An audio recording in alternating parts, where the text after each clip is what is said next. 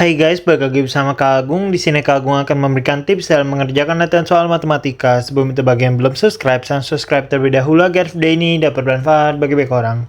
Oke, kita lanjut untuk latihan soal nomor 23 pada materi persamaan kuadrat untuk kelas 9 ya. Persamaan M-3 dikali X kuadrat dikurang 4X ditambah M sama dengan 0 mempunyai akar-akar real. Nilai M yang memenuhi adalah, oke di sini tipsnya gampang banget ya. Jadi di sini yang diminta adalah akar-akar real. Maka di sini syarat untuk akar real itu adalah D lebih besar dari sama dengan 0. Nah, D ini apa Kak? D ini adalah diskriminan.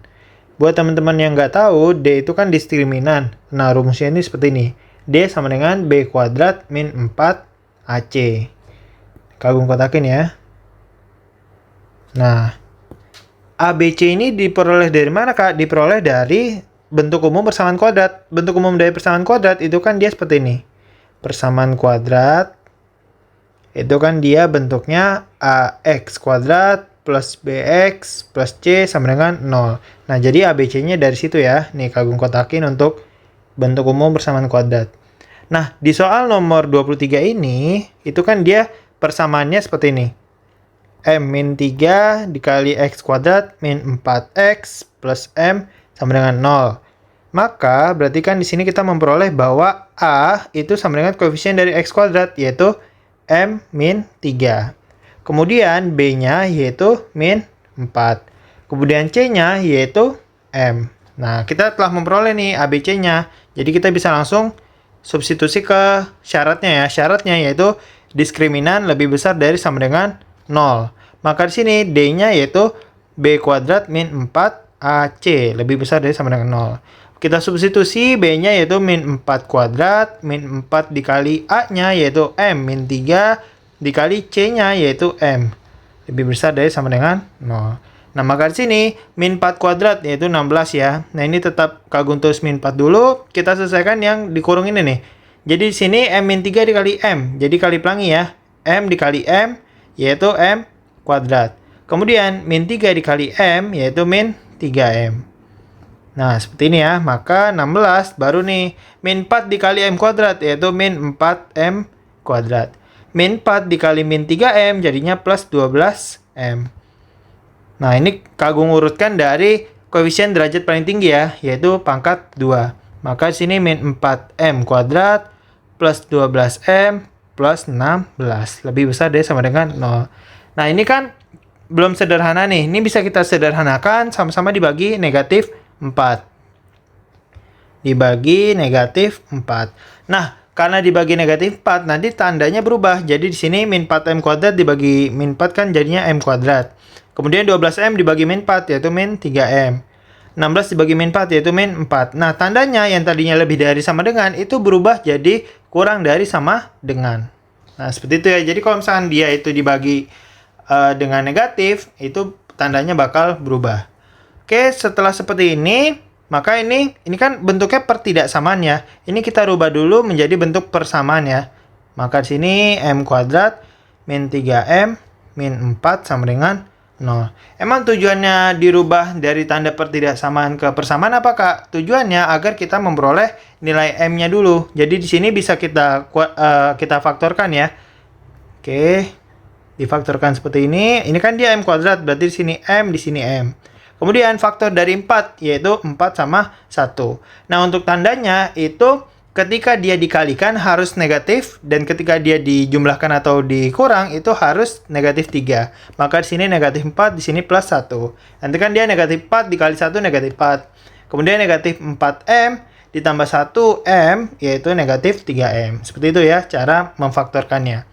Maka diperoleh M min 4 sama dengan 0, M sama dengan 4. Kemudian M plus 1 sama dengan 0, M sama dengan negatif 1. Setelah seperti ini, gimana Kak? Nah, kita kan telah memperoleh nih, M-nya 4 sama M-nya min 1. Nah, kita buat sekarang garis bilangan. Oke, seperti ini ya.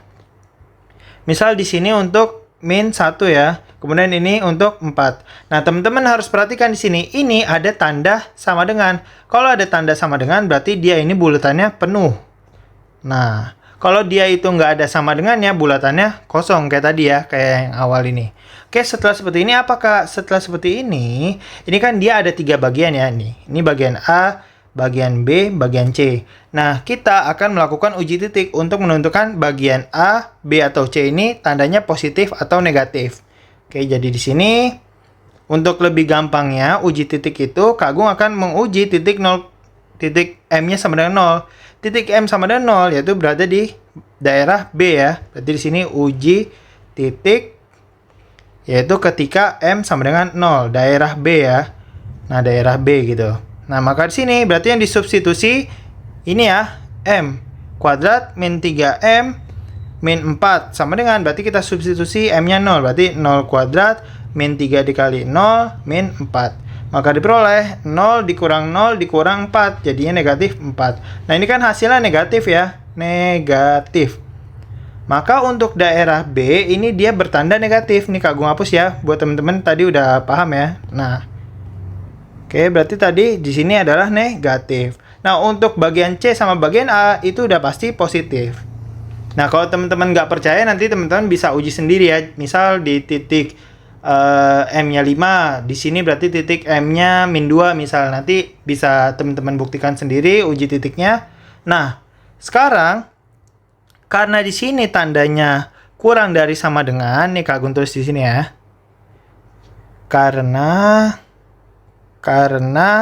tanda kurang dari sama dengan, maka ambil daerah negatif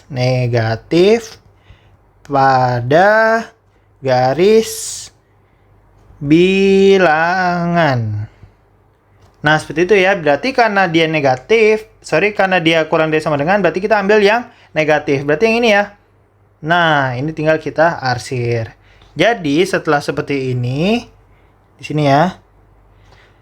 Jadi, nilai M yang memenuhi adalah, nah ini kan yang diarsir, berarti nilai min 1. Nah, seperti ini ya. Jadi nilai M itu antara min 1 sampai 4 sesuai yang diarsir ini. Jadi jawabannya adalah yang A. Ditunggu untuk tips berikutnya. Terima kasih.